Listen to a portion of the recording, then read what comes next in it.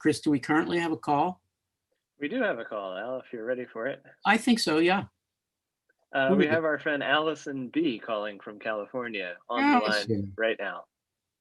Hello, Allison. Can I subvert whatever question you were going to ask and ask you to be one of the commentators on a question I'm about to ask? Sure. Great. I knew you'd be game because you always are. All right. So what I'd like to do is ask Allison, Erica, Jake, Davey, and Derek again, but you got to be quick because that's a lot of you. Just a quick thought on the whole question of mishearing. And I say mishearing, of course, I put it in quotes, at least the prefix is in quotes. Jake, it takes me back to that wonderful anecdote from your own prose in the middle of your new book of poetry about someone making a noise outside of a place where music is being made. And in a sense, it's a translation. It's also a deliberate and intentional, productive, generative mishearing. I guess it's Erica, Jake, Davey, Allison, and Derek. I want you all to say quickly what can be generative and productive about mishearing.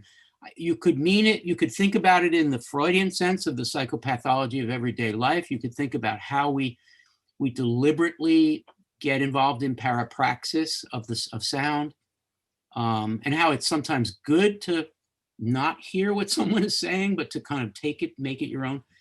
Thoughts, any kind, anywhere, but brief. Erica, would you go first on mishearing?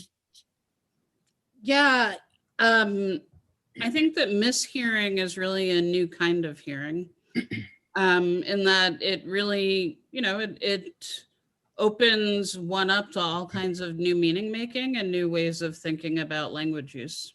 Yeah, that's great. That's beautiful and wonderfully succinct. Jake? Yeah, I'm thinking about my kids who are productively and subversively mishearing me, or sometimes like twisting words. Would you say, like as a kind of like playfulness and twisting of language? It's a lot of fun. Along the lines of what about go clean your room aren't you hearing? Is that what you mean? Should I get in the go-kart and that kind of thing? I love it, Jake. Thank you. Talk about the psychopathology of everyday life. Davey, mishearing? Two quick thoughts. One, to challenge the ableism of the frame of mishearing, to think about mishearing as not necessarily related to auditory information, but to think about mishearing expansively, and then to also think about mishearing as non-universalizable, as not universally accessible. Yes. And then additionally to also think about, if we're thinking about mishearing expansively as a way of playing with or refusing predetermined forms of meaning, to think about it as in the McGee poem as an opportunity to refuse language, to refuse the unimpeachability of language, and to put pressure on how language is interpreted, what it means, what its histories are, to rewrite those, and to have mishearing as a playful way in to think about the constructiveness of language. Yeah, that's such a good point. Of course, such a good point. I've been thinking, Davey, about a convergence I've been starting to see. I don't know that much about either, but disability studies and the new sound studies, particularly Black sound studies, this idea of blur as creative, right? The blur of the sound and music, particularly with improvisational music. So I love the way that is starting to come together, so that poetry as sound is thought of as liberated by what you're supposed to hear, damn it. So I think that's really great. Allison, have you been hearing all this? Yes.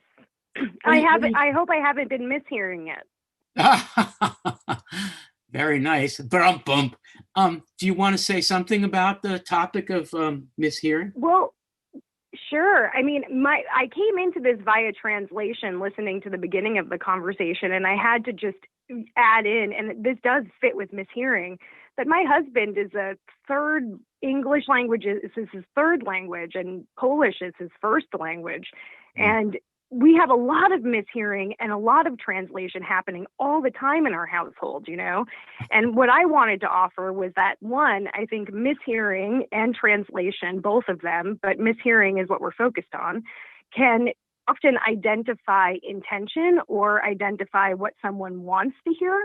And I also think that mishearing should be taken with humor, because I think sometimes we can mishear things and often be frustrated because we don't feel heard. But the mishearing can, you know, like I said, very much for us in our house, it brings a lot of jokes. That is so great. Derek, mishearing? I think this is a really interesting conversation here, because as the only person I think on the panel who's not American, I don't know the Pledge of Allegiance. I have no idea. I know the first sentence because, you know, you hear it on TV shows or something. So there's, in this particular poem, the humor comes from an assumed knowledge. And that assumed knowledge is connected to a nationalism, right? That, of course, you have that base to start with. And that the humor in the poetics comes from challenging and undermining what the author, what McGee, I think in this particular case, assumes that you all know, that we all know, and that we starts shaking in interesting ways. So when I read these, I know the rhythm of the Pledge of Allegiance, but I don't know the words. So when I read the poems, I identify with the rhythm. It's like, oh yeah, that sounds like the Pledge of Allegiance, but I don't really know where the words are being torqued in particularly problematic ways. Yeah, which just underscores the whole idea that each subject comes to any kind of sound text with their own history of having heard the sound. So they get to do very productive things with it.